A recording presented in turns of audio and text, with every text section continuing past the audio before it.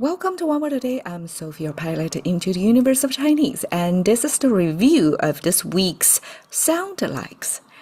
Everything sound the same except the last character. So here we are looking at 捡. It means thrifty. The way we get the meaning came from the person symbol on the left side and this collective decision-making process described in this intricate image. We have the triangle-shaped thing that's kind of like under the roof. And the roof symbolizes gathering of people, and also the roof symbolizes a kind of institution. The ancient times, it can be our house roof, but it can be a bigger roof where lots of people gather. Especially in this context, we see two mouth symbols, means different opinions, debating of what's the best way forward. And then in the end, at the bottom, we have two human figures, which is kind of a stylized human figure like that, facing the same side. That means follow. So we came from conflicting ideas, debating, to follow. That means under this roof, something happened of this collective decision-making process that people came together and voice out what they think they should do and kind of persuade, talk it out, trade off, and eventually come to the conclusion of a collective best way forward. And then once decision is made, everybody walking the same direction. And I mean, today's decision-making in Parliament, Congress, probably similar. And that's how Chinese describe this societal phenomenon of how these many different people with different needs and different ideas come to conclusion. And that character, Qian, was the main character of this week. It means gathering of people, gathering of opinions. It also means restricting. Once decision is made, everybody go the same direction. So both meanings that's related to this ancient collective decision-making process can be more pronounced, depends on who it's pairing with. Now, pairing with the person. It means restricting, not exactly gathering, I guess, but it could be gathering. Okay, now I have to explain it in a different way. But restricting is more simple to think about. Restricting your behavior in terms of spending. So it's almost like in your mind, probably every time you purchase something, you would have a little different voice debating as they're going. And then once you decide, what's your financial discipline? Like what's going to be the threshold for you to spend? What do you have to buy? What do you have to have? It's a want or need, all kinds of things. You set up a certain habit, a discipline, and then apply that to this individual person. And that came to thrifty because this is related to historical context of, life was hard. I mean, life is hard nowadays. Ancient times was even harder to survive, right? Productivity was lower compared to today. So in that harder time, people would tend to the best practice of how to restrict themselves, how to discipline their spending would be thrifty, like a mindful spending. And here I point out how the human figure got simplified and it's a little bit different from the ancient version. And the bottom here, this double mouth and this follow concept was simplified from 10 strokes to 4 here. Okay, 捡, when it paired with a word symbol, that turned out to be inspect because of this restricting. When it paired with word, means the particular kind of a wood strip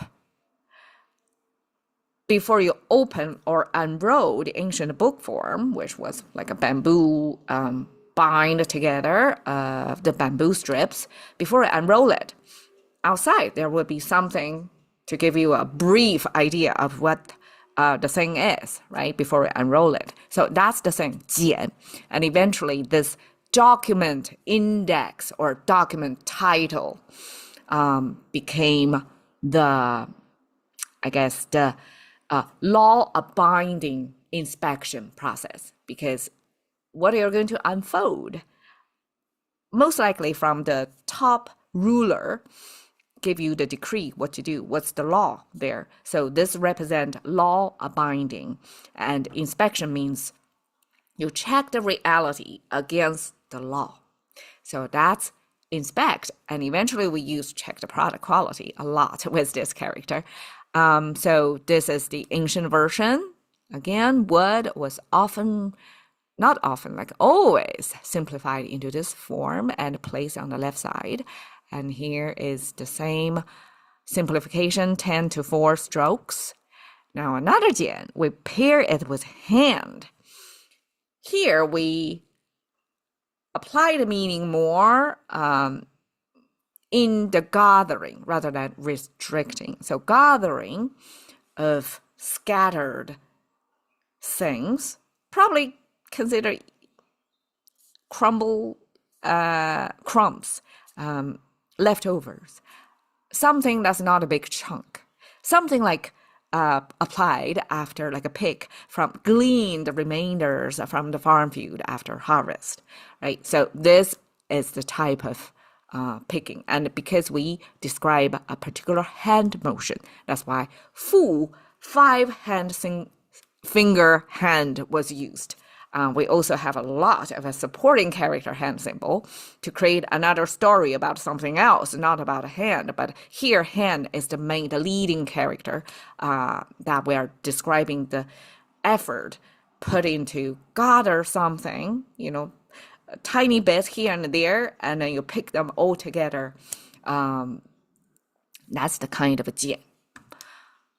So here is a simplification of the hand symbol.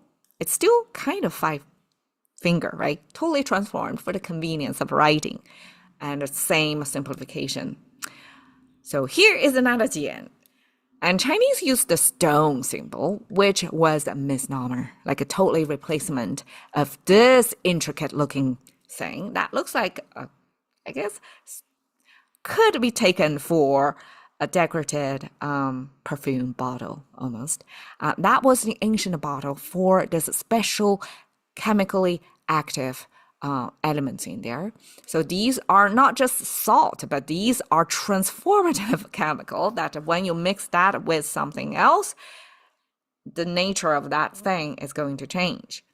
So it's alkaline that people ancient times use either to wash clothing, that's the ancient detergent, or to make their bonds used as baking soda. So chemically active bottled up symbol was then replaced with just stone. It's a simplification, and that's what I'm here for, to look further ahead of time to see what was there, what was the real thing back then. Okay, now when this gathering paired with the eyeball symbol, that becomes the gathering around the eye, and that describes the function, the movement of eyelid. So the eye symbol today, and yet the 2,000 years ago, we just round it up and make it a boxy versus this little bit curve left in there. And the same simplification, 10 to 4 strokes. And the last one is the only one in this week's sound alikes that sound a little bit disalike by its tonation. All the other ones are third tone, this 简 sound. This one is 渐, fallen tone. And I have the sense, I haven't really done researching it yet, just by my first-hand user experience of Chinese language, that one is a fallen tone. Most often it's very forceful, action-related, action word. So this is sword, right? But what word is used? That's action. So this is also the only one in the series that's placed not on the right side, but on the left side. and it paired with the edge symbol. It looks like the knife symbol, but we have this dot. That means the edge. And that's the gathering of the edges to describe the sharp tip of a sword.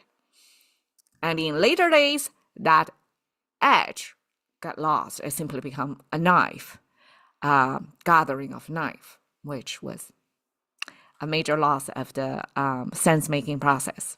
It's the gathering of the edge. So here we have this week's 剪剪剪剪剪剪. All right.